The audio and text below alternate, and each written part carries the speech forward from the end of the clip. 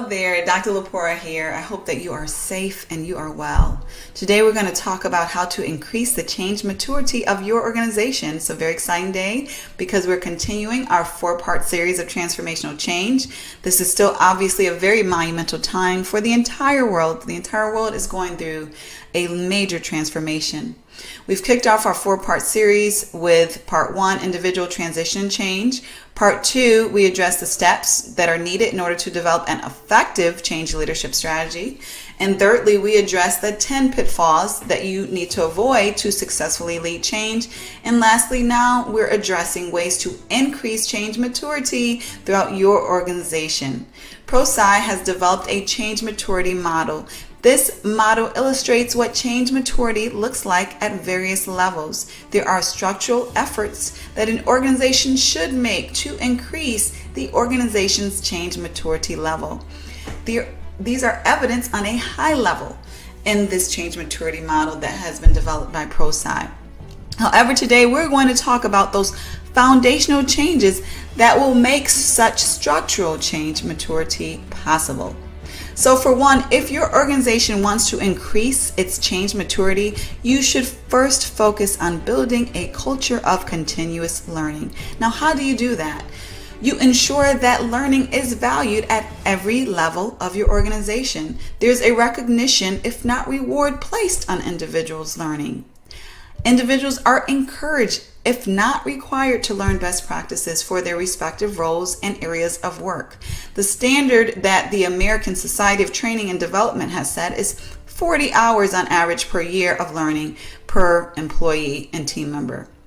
They would suggest that organizations with a continuous learning approach often train their employees, their team members, at least 40 hours per year.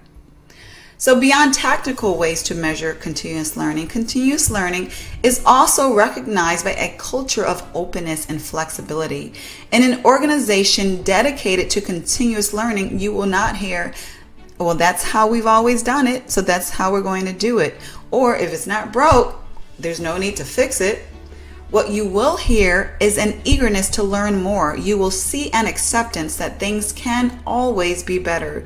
You will see a habit of curiosity and even humility. Organizations of continuous learning understand that good is the enemy of great and that there are no perfect organizations. Therefore, there's always room for improvement. So they are consistently dedicated to learning those ways to improve.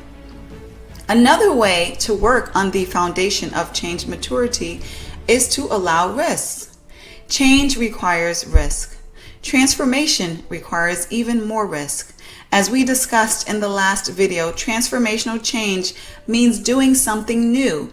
When we do something new, we are facing the unknown, a lack of predictability. If healthy and calculated risk is discouraged in your organization, then so is change. You cannot make a change happen without taking risk. In accord, you must practice forgiveness of mistakes in an organization to increase the change maturity of your organization. If your organization is not forgiving of mistakes, then your employees will be sure to do things as they have always done them.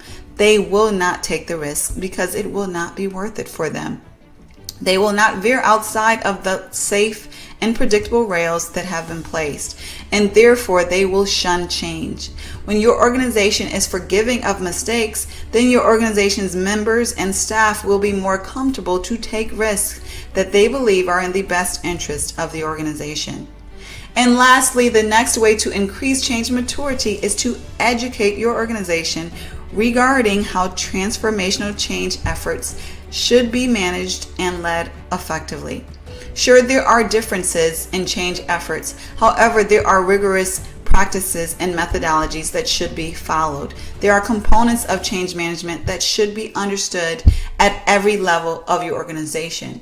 What your individual contributor needs to know may be different on a level from what your change agent needs to know, which is different from what your CEO needs to know. However, there is change education that is needed on every level. If you know a colleague or a friend with whom may benefit from this information, please don't hesitate to share through email or social media. To learn more about how to bring a change certification training program to your organization, feel free to click the link and reach out. Or to simply schedule the appropriate level change class for your organization, you can click the respective link. And also, don't hesitate to reach out if you would like an exploratory session with me regarding coaching for leadership or specifically making transformational change happen at your organization. I hope you well, wish you well on your transformational journey, and have a wonderful day.